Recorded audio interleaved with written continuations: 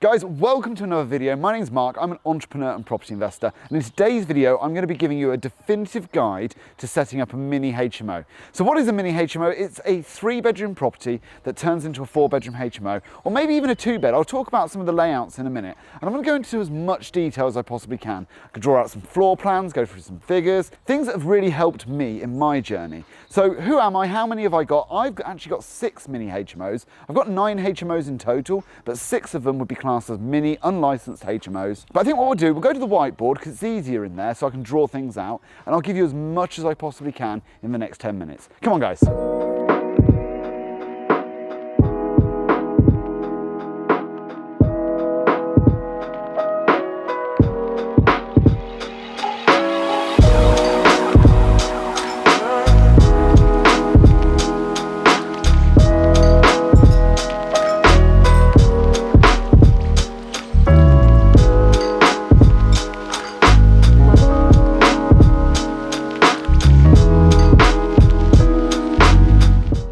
So guys, welcome to the whiteboard and welcome to this edition of mini HMOs, as many tips as I can possibly give. Do you know what? I'm going to bring the board forward a little bit. My writing, as you know, is terrible. Anybody who knows my videos knows that. But the information is going to be key, and I'm going to go through as much as I possibly can with you today and give you as many tips as I can. So the first thing we're going to start with is property selection, how you're going to find this property that you're going to be able to turn into a mini HMO. The first thing we need to look at is location.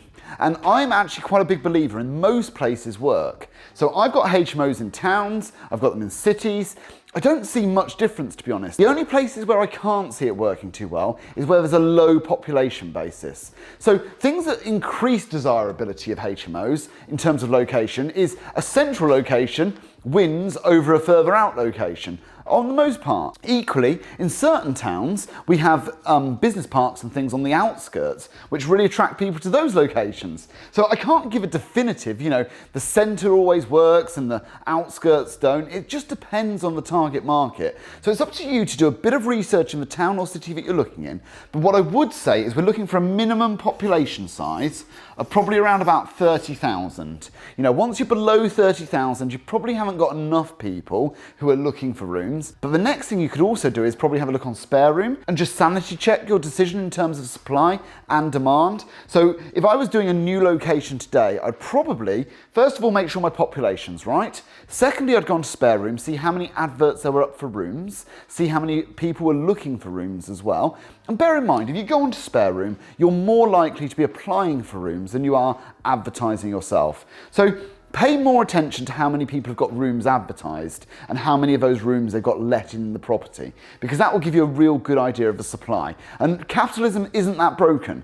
People aren't going to be making a supply in an area where there's no demand. So as long as there's plenty of supply, you can be pretty sure that there's going to be plenty of demand.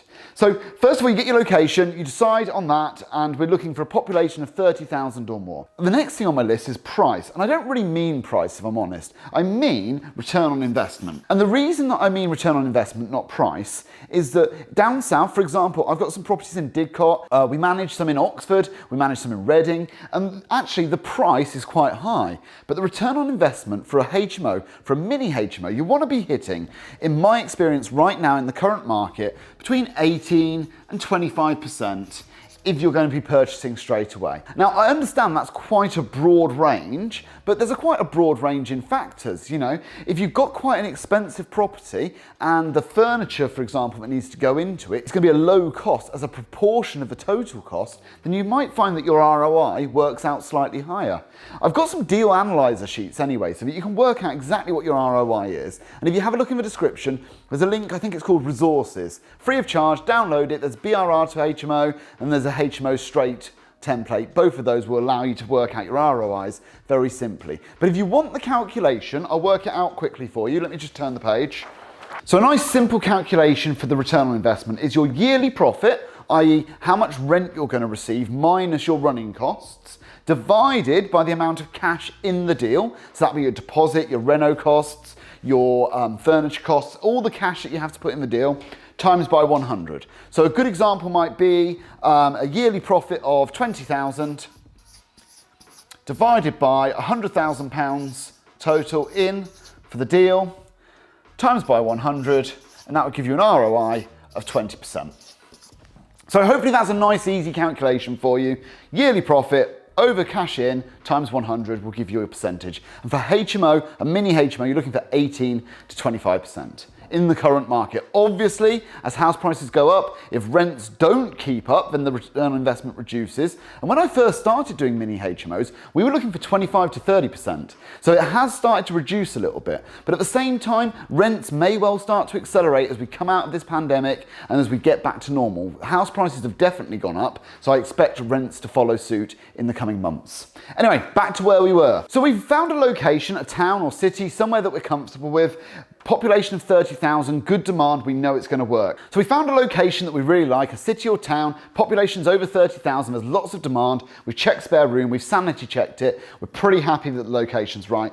We're finding what price we can look at by working out roughly where the return on investment will be. So we've got the location price, and now we're looking at the floor plan. So as I said, what we're looking for really is a property where we have enough space in order to make sure that we can turn what is the living room normally into a bedroom. So there's two real types of floor plan that you'll find work really easily with this. And if I draw them out quickly, then it will make sense. So the first one will be a Victorian type property where you have a reception room. So if I draw, so for a Victorian type terrace, something like that, a typical floor plan would be something like this. Now I appreciate my drawing isn't great, so please don't judge me on that, but you'll get the picture. This is a main entrance, you're gonna come through there, there's gonna be a reception room on the right, a second reception room here, and then a kitchen that's bolted on the back. And depending on what area of the country it is, it might also have the bathroom that comes off the kitchen here, otherwise the bathroom might be upstairs. But ultimately, this is the sort of floor plan that works really well for these, because you'll also have 3 good sized bedrooms upstairs. So all you're looking to do in this instance would be to convert this reception room here into a bedroom. And that still leaves quite a lot of communal space here, along with the kitchen and the bathroom, to make it a really homely HMO. The second sort of floor plan that I find works quite well is the 50s to 70s design, where you might have a nice big square property like that, front door here, stairs coming off here, going up. So the other floor plan that I find works quite well, between 1950s and 1970s, they're quite big square properties. And they've normally got an entrance hall here, a staircase that comes off that going off to the left or the right, depending on which way round it is. Then you've got a lounge on the right, and you've got like a kitchen diner that goes across the back of the property. And you've got a downstairs toilet somewhere around here, or sometimes it's a cloakroom or whatever. But ultimately, it's quite a big square property, and it just lends itself for that lounge just being turned into a bedroom really easily. And this kitchen diner being kept as a space. And I've got a couple of these up in Sheffield actually that fit that sort of description exactly. So I've got properties that pretty much fit both of those. I'm sure there are other floor plans that work, but in my experience and my company legacy, you know, we manage about 20, 30 mini HMOs. This tends to be the sort of floor plans that you're looking for. In both instances, both of these houses would have 3 bedrooms upstairs. And remember, we'll get onto legals in a minute, but you need to make sure all of them are 70 square foot as an absolute minimum.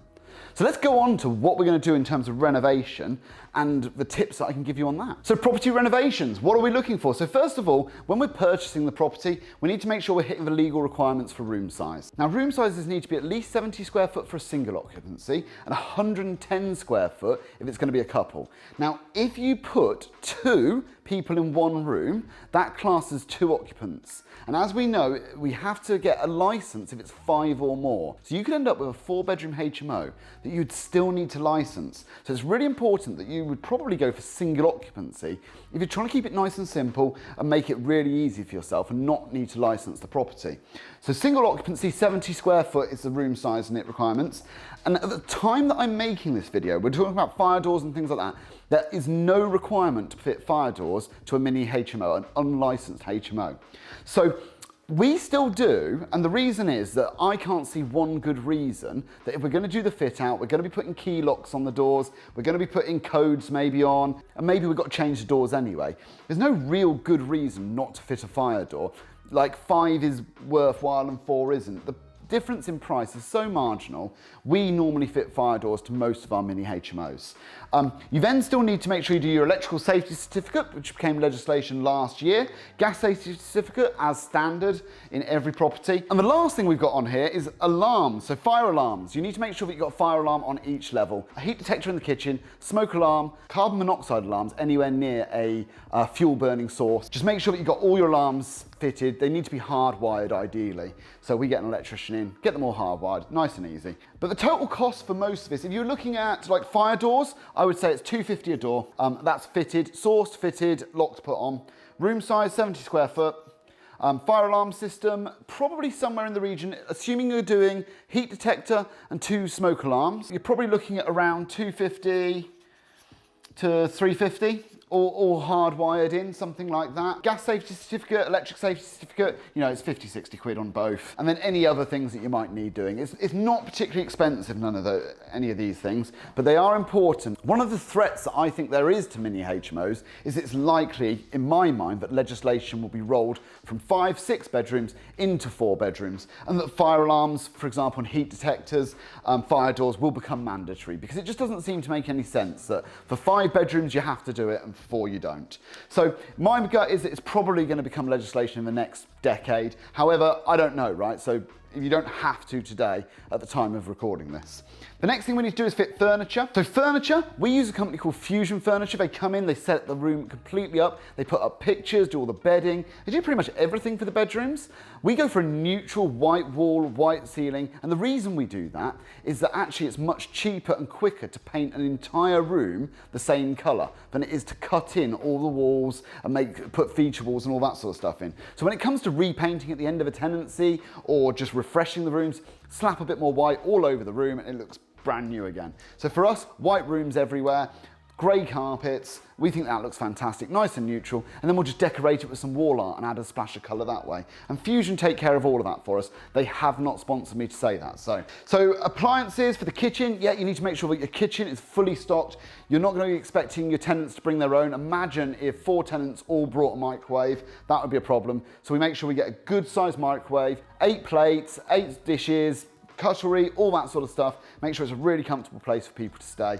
And then I've terribly written bathroom and bedroom stuff, but I've kind of covered that with Fusion. But ultimately what you're looking to do is provide a neutral kind of modern feel at a budget that's suitable. So for me, that means just whitewashing all the walls, making sure that they all look nice and neutral, decorating with a bit of colour with artwork and things like embedding to give the rooms a bit of a lift. But beyond that, I'm keeping it pretty neutral. In the communal areas, putting a TV. We put a TV on the wall. We use a Netflix subscription. Here's a good tip. If you were to put terrestrial TV on a communal wall, you have to pay for an individual TV license for each tenant. If you just put Netflix and it's a streaming service, you don't need a TV license. So if you check out the guidelines, you'll see that each individual room is classed as a household, so you have to get a TV license for each. For me, Netflix is the way forward, or Amazon Prime, whichever's your flavour. But we have a TV in the communal area, we put Netflix on it, and then every tenant also gets access to that subscription, which they can use whilst they're a tenant in this property. Let's go on to the next stage, which is marketing. Now, property marketing for me is really, really important. First of all, spare room is where most of the rooms are going to go. You can also advertise on Rightmove, and if you look at a company called Open Rent, that will allow you to advertise on Rightmove for as little as £29, so it's not particularly expensive, but spare room is where most of our tenants come from. I would say probably somewhere in the region of 90%. It's as high as that. So you're going to need to make sure you check out all the competition on spare room and understand what market you're playing in. You need to make sure your pricing's right and that your pictures are absolutely spot on. So we always say invest in some decent pictures. We've more recently started investing in some video tours. This is post-corona, because ultimately we can see the value in being able to show the tenant a video of the property before they even come and visit it. So that might be a tip for the future. At the moment, I can't tell you the success rate because we've only just started implementing it, but I can see that video tours in the future for us are going to play a major part in our marketing. But spend some money on getting some decent pictures. At the end of the day, this is what the tenants are going to see in the first instance before they come and see the property. So this is a whole marketing. Price and pictures. It's pretty much it on this one. So you've got your pictures, you've got your property, you're in a position to start moving people in. What are you going to do? You've got to get it managed and rented. And I would say at this stage, you need to be outsourcing everything unless you want to be doing it yourself. If you do want to be doing it yourself, spare room, answer all the adverts, show the people around, get some good contracts. You can download them from places like the National Residential Landlords Association. They keep an updated contract on their website all times. You're looking at standard ASTs for room rentals. But personally, I outsource everything to Legacy. The reason I outsource all the other bits to Legacy as well, but definitely the property rental and management, because that is a lot of work if you've got another job or another passion or something else that you're doing. I would outsource the whole lot, but ultimately you should be paying somewhere between 10 and 15% for HMO management. And when you're doing your figures at the beginning for the return on investment, I'd be budgeting for 12% of any rent as a management and rental charge. And that wouldn't be far off. In terms of voids and maintenance, I'd be budgeting approximately 5% for voids and about £80 to £100 a month for maintenance. And you'll be somewhere in the right region with those sort of figures. So I hope this video has been really useful for you. Nick's going to put some outtakes because I've messed this video up quite a few times. I've been Mark Parham. I hope you've enjoyed it. Give it a big like, give it a subscribe. I massively appreciate it. And I'll see you next time. And am I going to come in, or are you going to come to me, or am I just going to stay where I am? What do you want? 3, 10, what do you want? I'm going to come to you. You're going to come to me. Okay, here we go. Ready? So guys, boo!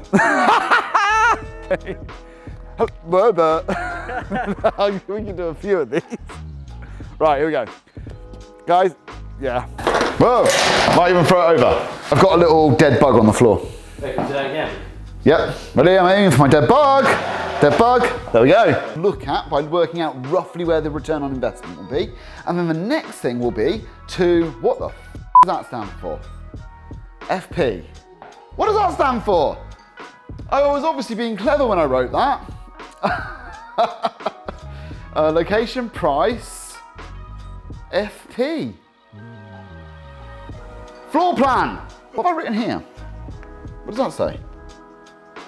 Fooled by my own writing. Do you know what I mean? Like, completely destroyed by my own inability to articulate myself on paper. Arches? Gotta make sure there's some arches there. What the hell have I written? Fire doors? Arches? Alarm. Alarms! You're right! Luckily Nick's here.